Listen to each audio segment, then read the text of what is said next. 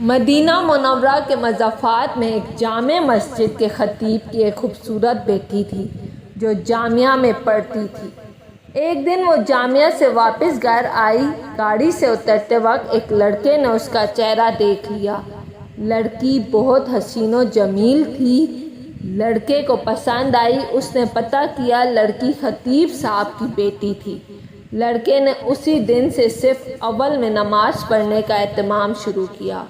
اذان سنتے ہی وہ مسجد کے دروازے پر پہنچ جاتا۔ نماز تک تلاوت قرآن پاک میں مشغول رہتا تھا۔ 6-7 مہینے تک وہ اسی معمولات کا پابند رہا۔ اس کے بعد اس نے والد سے شادی کی خواہش کا اظہار کیا۔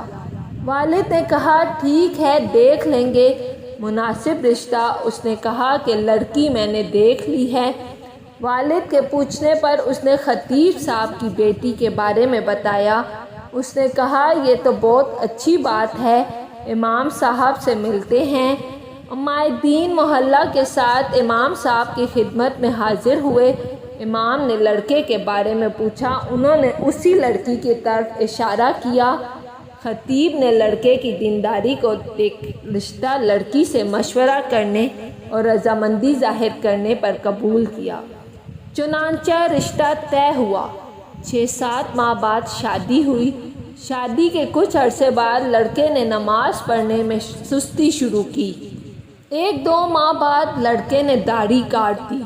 گھر آنے پر لڑکی نے سخت ناراضگی کا اظہار کیا۔ اس نے کہا کہ یہ نمازیں تو میں تمہیں حاصل کرنے کے لیے پڑھ رہا تھا، اب مقصد حاصل ہو چکا ہے، اب کیا ضرورت۔ لڑکی یہ سن کر بہت افسردہ خاطر ہوئی اور جا کر والد صاحب سے کہا کہ اس بے دین کے ساتھ ایک دن بھی نہیں رہنا چاہتی۔ یہ معاملہ محکمہ عدل تک پہنچ گیا۔ قاضی نے دونوں میں تفریق کا فیصلہ کیا۔ لڑکا بہت پریشان ہوا۔ اس نے بہت کوشش کی لیکن لڑکی کو دوبارہ نہ پا سکا۔ لڑکے نے ایک جادوگر سے مدد حاصل کرنے کا فیصلہ کیا۔ جادوگر نے بڑے رقم ادا کرنے کا مطالبہ کیا۔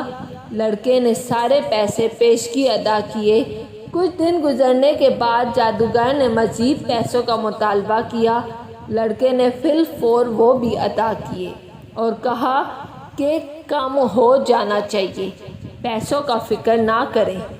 1 ماہ کے بعد جادوگر نے لڑکے کو بتایا آ جاؤ اپنے پیسے لے جا، تمہارا کام کسی صورت میں ممکن نہیں ہے۔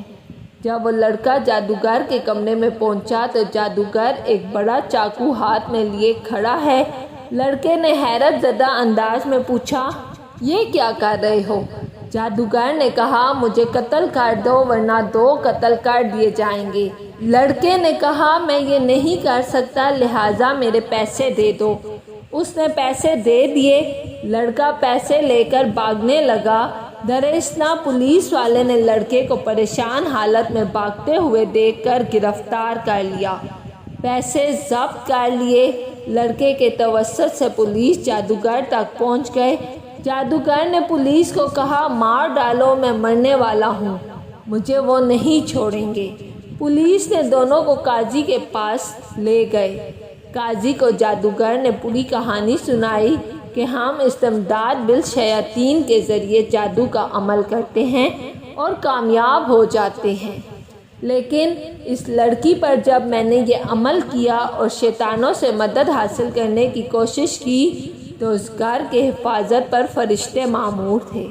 پھر میں نے دوسرا عمل کیا، تب بھی فرشتے مامور تھے، لیکن پہلے سے تعداد میں زیادہ۔ اس کے بعد میں نے رئیس الشیاطین سے مدد لینے کی کوشش کی۔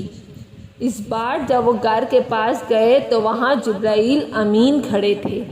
اس دن کے بعد سے اب مجھے وہ شیطانی گروہ مارنے پر تلے ہیں۔ قاضی حیران ہوا۔ اس نے خطیب صاحب کو بلایا۔ جب امام صاحب تشریف لائے تو انہوں نے پوچھا کیا عمل کرتے ہو کہ فرشتے آپ کے گھر کی حفاظت پر مامور ہیں؟ اس نے پوچھا کیوں کیا ہوا، کیونکہ اس کو پتہ بھی نہیں تھا کہ یہاں کیا چل رہا ہے۔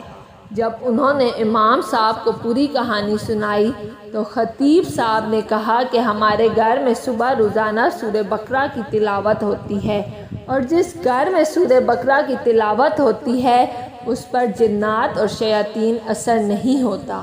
نیک خاندان کی حفاظت کے لیے اللہ پاک ایسے انتظامات فرماتے ہیں۔ اگر آپ کو میری ویڈیو پسند آئی ہے تو لائک اور سبسکرائب لازمی کیجیے گا۔